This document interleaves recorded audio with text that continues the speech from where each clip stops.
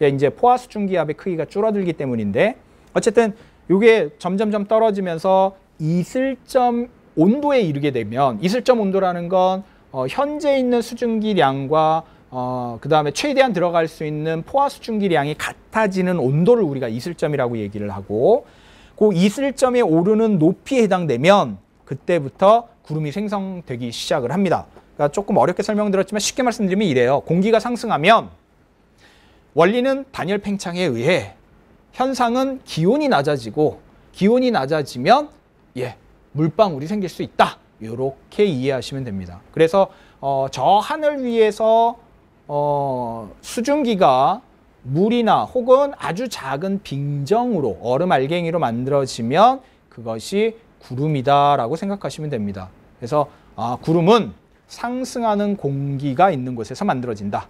아까 대표적인 예로 저기압 중심 부근이나 이렇게 설명을 드렸는데 그 외에도 전선면, 한랭전선이나 온난전선의 전선면에서도 상승기류가 발달할 수 있습니다. 그 다음에 뭐 특정 지형, 뭐 예를 들면 굉장히 높은 산이 있는 곳에서는 산을 타고 지형에 따라서도 공기가 상승할 수 있다. 이렇게 알아두시고 그 다음에 이제 아주 넓은 지역에서는 지역적으로 가열되는 정도가 좀 달라질 수 있어요. 그래서 부등가열이 일어나면 온도 분포에 따라 상승기류가 발달할 수 있다.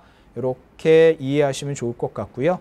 오른쪽에 여러 종류의 구름을 표현하고 있는데 크게 이제 여러분들이 이렇게 이해하시면 좋을 것 같아요. 형태에 따라 구분하고 지금 왼쪽으로 보시면 층운, 그 다음에 층적운, 정란운이 있는데 수평으로 분포된 것들을 우리가 층운, 그 다음에 위로 높게 쌓인 형태를 정란운 이렇게 표현하는데 상승 기류의 정도에 따라서 이런 형태를 가질 수 있다. 그러니까 상승 기류가 굉장히 강하면 정란운, 그 다음에 상승 기류가 상대적으로 좀 약하면 뭐 층적운이나 층운 같은 것들을 만들 수 있구나라고 이해하시면 되세요. 그 외의 것들은 조금 더 이제 전문적으로 들어가기 때문에 넘어가도록 하겠습니다. 우리나라 부근에서 날씨, 특히 흐린 날씨와 관련되는 거는 온대성 저기압의 영향이 굉장히 큽니다. 그래서 온대성 저기압을 조금 더 설명을 드리면 자, 일기도에서 흔히 이렇게 표현이 됩니다. 왼쪽 위와 같이 표현이 많이 되는데 한랭전선과 온난전선이 발달하는 구조이죠. 이런 온대성 저기압은 어떻게 발달되느냐? 오른쪽에 좀 보시면 처음에 이제 전선이 따뜻한 공기와 찬 공기가 고위도와 저위도 사이의 중간 경계 지점에서 만들어지겠죠. 이런 찬 공기와 따뜻한 공기가 서로 만나서 지금 찬 공기와 따뜻한 공기의 이동 속도의 차이 또는 여러 가지 원인에 의해서 파동이 생길 수 있어요. 그러니까 일정한 라인이 아니라 위아래로 이렇게 굽이치는 파동이 발달하게 되면 그 파동에서 중심 부근이 이제 수렴하느냐 발산하느냐에 따라서 이제 공기의 그 회전의 방향이 그렇게 이제 정해지게 되고 그 회전 방향에 따라서 이제 저기압, 고기압 이런 것들이 이제 발달을 하게 돼요. 그 중에서도 이제 저기압 중심부는 이제 아까 앞에서 이제 상층부에서 이제 하강기류가 상승기류죠. 죄송합니다. 상승기류가 발달할 때 이런 식의 이제 형태를 띠게 되고 요거에 의해서 이제 북반구 지역에서는 반시계 방향으로 회전을 하게 되는데 반시계 방향을 회전함에 따라서 찬 공기는 왼쪽으로 그다음에 따뜻한 공기는 오른쪽으로 여기 왼쪽과 오른쪽이라는 건 북반구에서 저기압을 중심으로 봤을 때 그렇다는 얘기입니다. 그렇게 되면서 이제 회전을 반시계 방향으로 회전이 일어나면서 공기가 서로 다른 성질의 공기가 찬 공기는 따뜻한 공기 쪽으로 따뜻한 공기는 찬 공기 쪽으로 만나면서 전선을 발달시켜요. 그래서 이제 일반적으로 어느 정도 발달된 온대성 저기압이 그 왼쪽 상단에 있는 그림과 같이 일기도와 같이 만들어지게 됩니다. 일기도를 보시면 지금 여러 지역의 분포가 있고 찬 공기는 대체로 북반구에서는 대체로 이렇게 저기압의 저기압의 왼쪽에서 찬 공기가 대체로 이렇게 불어서 내려오는 북서풍이 발달하기 쉽고요. 따뜻한 공기는 아래쪽 저위도 쪽에서 이제 위쪽으로 대체로 남서풍 계열로 이렇게 진행하면서 이렇게 전선을 형성하게 됩니다. 한랭전선은 대체로 찬 공기가 따뜻한 공기 쪽으로 이동하기 때문에 단면, 그리고 가운데 있는 그림을 보시면 찬 공기는 따뜻한 공기 아래쪽으로 자꾸 이렇게 파고 들어가는 형태를 띠게 됩니다. 그래서 단면이 굉장히 이렇게 급경사를 이루게 되고 따뜻한 공기가 경사면을 따라서 급하게 올라가는 정난운의 형태를 띠게 됩니다. 거기에 비해서 온난전선 쪽은 따뜻한 공기가 찬 공기보다 상대적으로 밀도가 낮기 때문에 찬 공기를 타고 올라가는, 즉 경사가 완만한 이런 경계면을 만들게 되고요. 요거를 따라서 따뜻한 공기가 층운의 형태로 발달을 하게 됩니다. 찬 공기를 타고 올라간 찬 공기에 의해서 따뜻한 공기가 상대적으로 밀리는 한랭전선에서는 경사면이 급한 정난운, 상승을 많이 하게 되는 정난운이 발달하는 데 비해서 온난전선 쪽은 대체로 앞쪽으로 층운이 발달하게 되고, 그 다음에 한랭전선과 온난전선을 기준으로 풍향과 그 다음에 풍속, 그 다음에 구름의 발달이 이렇게 이루어진다. 즉 구름을 중심으로 말씀드리면 한랭전선 바로 뒷면 좁은 지역에서 정난운이 발달하고 온난전선 앞쪽으로 넓게 층운형이 발달한다. 이 정도로만 감을 잡고 계시면 좋습니다. 또 하나 우리나라의 그 날씨에 아주 큰 영향을 미치는 것이 열대성 저기압, 다른 말로는 우리가 태풍이라고 불리우는 것이고, 이 태풍들은 적도 부근, 적도에서는 전향력이 작동하지 않기 때문에 발생할 수 없고요. 북적도나 남적도 지역에서 태풍이 발생하게 됩니다. 태풍이 발생하는 그 이론은 꽤 여러 가지가 나와 있고, 편동풍 파동을 아주 강력하게 이야기는 하고 있지만 아직 정설로 확정된 것은 아니기 때문에 대체적으로 태풍은 북적도 부근, 남적도 부근에서 발생한다 정도로만 이해하시는 게 좋을 것 같습니다. 그래서 우리나라 부근의 날씨만이 아니라 북적도나 남적도 부근의 날씨도 영향을 줄 수 있구나라는 걸 같이 알아두시고, 열대성 저기압은 이거는 이제 그 태양복사에너지에서 급격하게 발생한 그 수증기들이 에너지원이 돼요.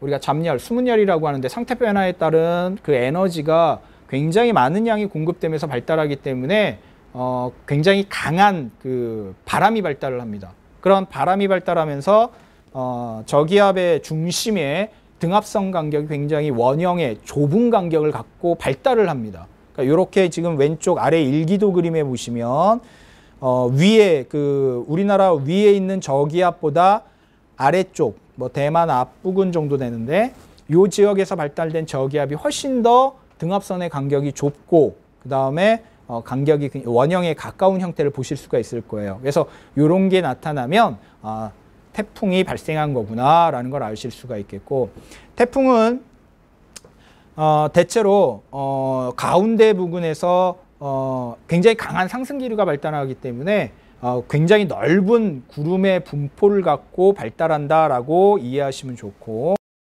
자, 태풍이 이제 적도 부근에서 발생을 한 다음에 우리나라에까지 다가올 때는 이게 북진을 하면서 올라와요.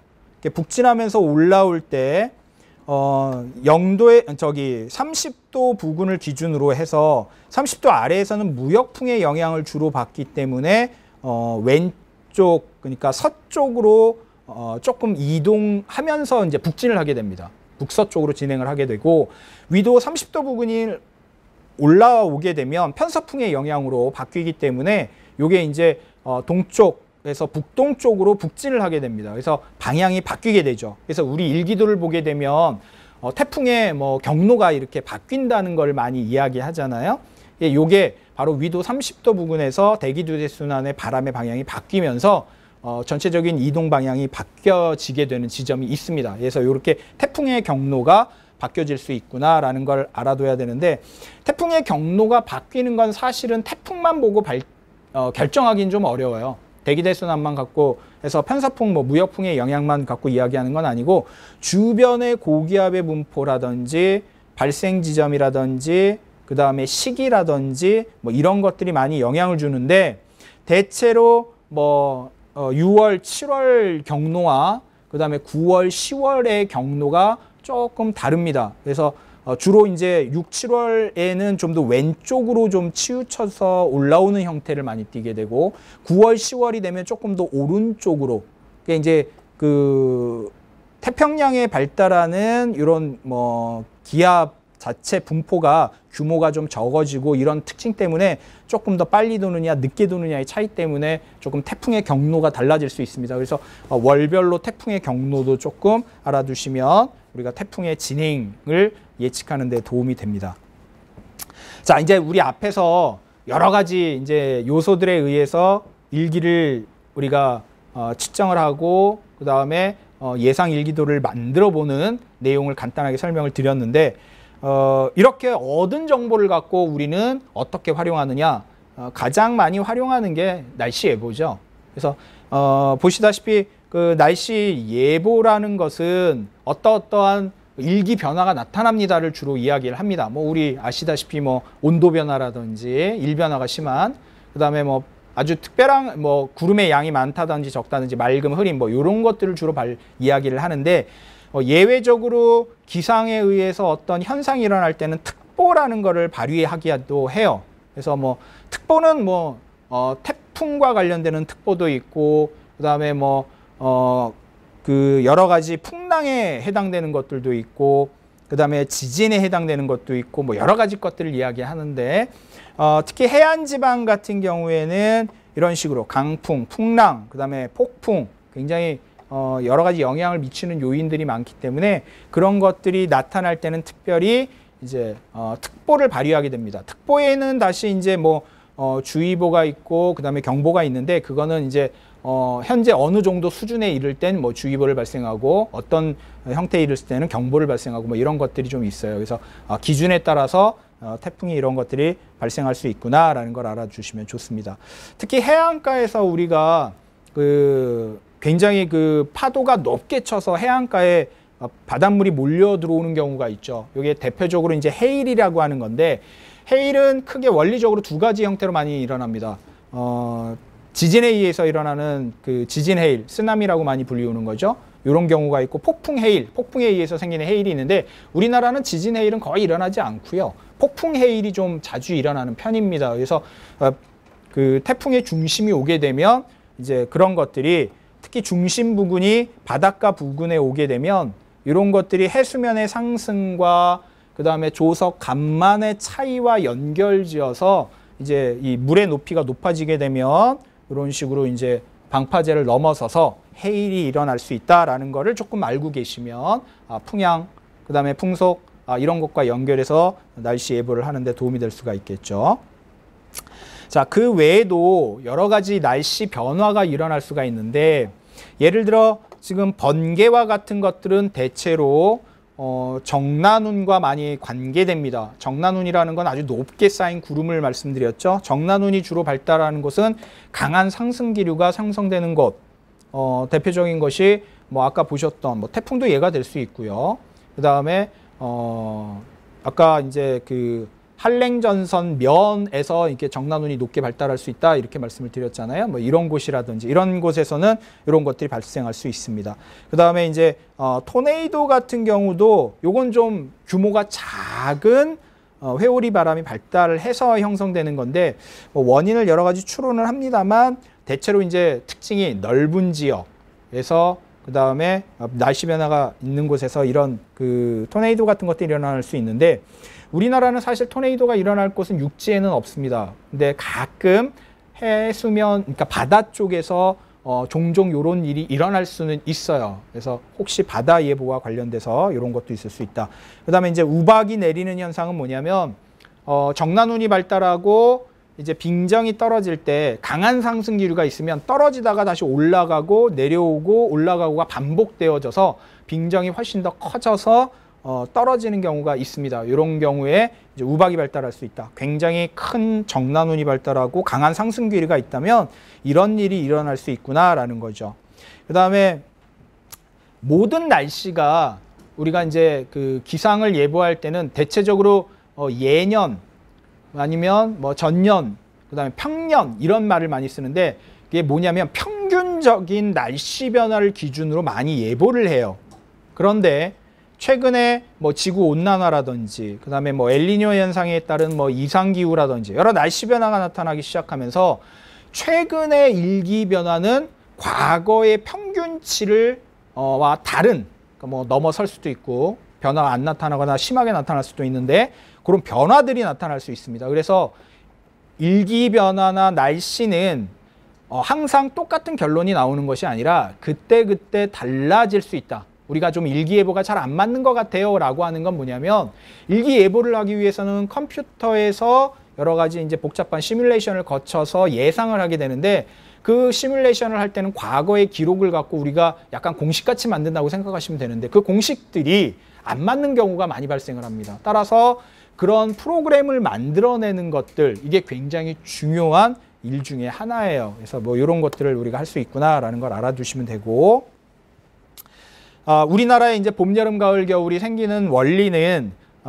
요거는 워낙 중등교육 과정에 잘 나와 있기 때문에 개략적으로 한번 요거는 읽어보시면 뭐 교과서나 뭐 관련되는 뭐 기상청 사이트나 그다음에 뭐 인터넷 가면은 간단하게 많이 나와 있습니다. 한번 보시고 봄, 여름, 가을, 겨울에 이런 영향을 줄 수 있는 것들이 있구나, 날씨에 영향을 주는 게 있구나라는 걸 한번 알아보시고 우리나라에서 대륙성 동해안 기후 쪽에 속하는 나라임에도 불구하고 우기와 건기가 대체로 대륙성 기후가 뚜렷합니다. 근데 우리나라는 우기와 건기의 구분이 어느 정도는 있지만 아주 뚜렷하지는 않아요. 그 이유가 뭐냐면 삼면이 바다로 둘러싸여 있기 때문인데 예를 들어서 겨울철 같은 경우에는 시베리아 기단, 대륙성 기단에 의해서 건조한 날씨를 띄어야 되는데 서해안 지역은 굉장히 폭설이 많이 일어나요. 이유가 뭐냐? 서해안의 존재 때문인데 이런 것들은 이제 온난한 기단의 성질이 변화되는 과정을 거쳐서 그렇습니다.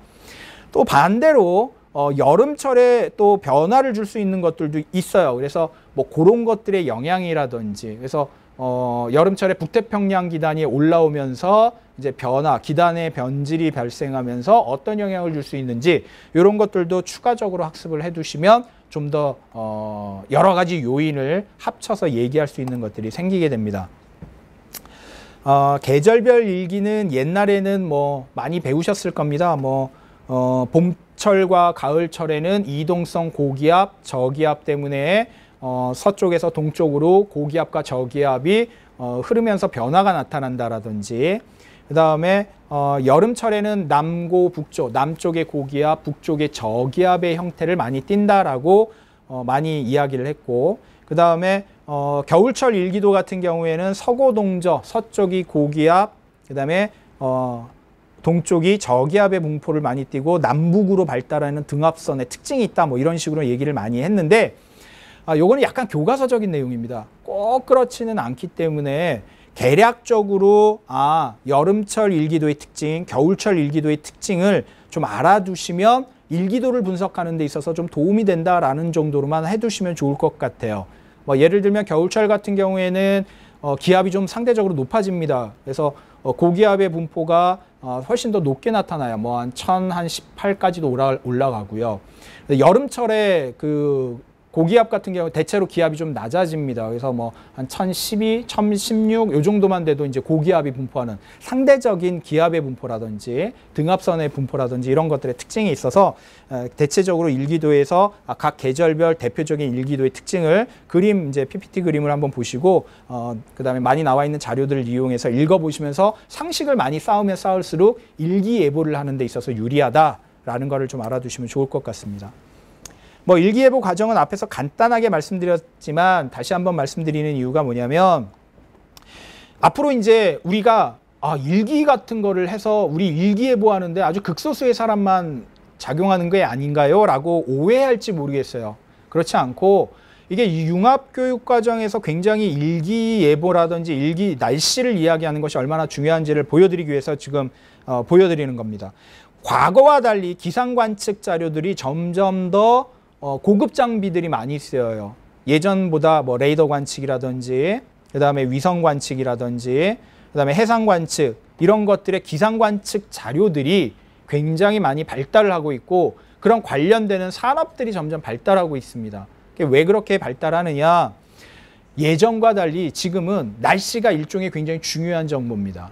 옛날같이 어느 지역의 일기만 이야기하는 것이 아니라 실질적으로 어떤 화물선 하나에 실는 그 경제적인 그 값어치는 굉장히 크거든요. 이런 화물선이 이동하는 경로에 따른 구체적인 날씨 정보는 이미 상용화가 되어 있습니다. 그래서 날씨를 지금은 사고 파는 수준이라고 이해를 하셔야 됩니다. 물론 기업체들도 뭐 예를 들어서 여름철에 대비한 뭐 생산량의 결정, 그다음에 뭐 재고의 처리 이런 것들도 다 날씨 정보에 의해서 판별을 하는데 계략적으로 하는 것이 아니라 상당히 신뢰 있는 데이터 구축에 의해서 일어나기 때문에 관련되는 산업이 점점 커지고 있어요. 그래서 그런 것들을 알아두시면 좋을 것 같아서 말씀드립니다. 이런 기상 관측만이 아니라 자료 처리에 해당되는 슈퍼컴퓨터는 점점 발달을 하고 있거든요. 거기에 넣어주는 소프트웨어들, 지금 불행히도 우리나라에서는 아직까지 자체적인 예측 프로그램을 못 쓰고 있는 상황입니다. 지금 영국에 있는 프로그램을 수입해다 쓰고 있는데 상당히 고가입니다. 그래서 소프트웨어 산업이라든지 슈퍼컴에 따른 하드웨어 산업이라든지 이런 것들이 굉장히 영향을 많이 줄 수가 있고요. 또 전문가들도 굉장히 많이 양성되어야 되는 시점이에요. 아까 단순히 일기도가 그렇게 쉽게 뭐 그림으로 이렇게 쓱쓱쓱 그려지는 것이 아니라 요즘은 거의 대부분이 디지털화를 많이 하고 있기 때문에 그 나온 자료에 따라서 또 아까 말씀드린 대로 예측 변화가 워낙 많기 때문에 그 상황, 그러니까 컴퓨터가 계산한 것이 아닌 인간에 의해서 최근의 변화라든지 어떤 요소의 대입 같은 것들은 또 전문가의 견해가 굉장히 중요합니다. 그래서 이런 전문가들 그리고 이런 것들이 모여서 또 우리가 서비스로 내보내는 것들, 정보만 받아서 끝나는 것이 아니라 이 정보를 어떻게 가공해서 상품으로 만들어낼 것인가.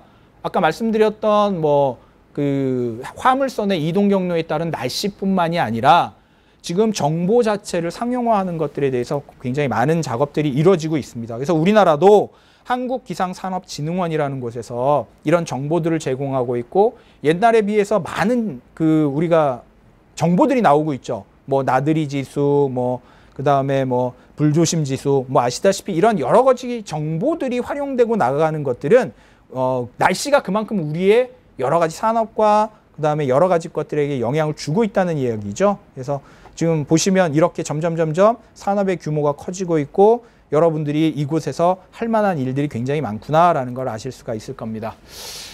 자, 이제 날씨와 일기에 관한된 뭐 약간 지식적인 내용, 그다음에 뭐 어떤 작성법, 그다음에 조금 더 범위를 넘어서는 내용들 말씀을 드렸는데 관심을 갖고 있다라고 한다면 여러분들이 일기와 관련되는 건 생활과 직접 관련이 되고 생활과 직접 관련되어 있으면 학생들이 관심을 굉장히 많이 갖습니다.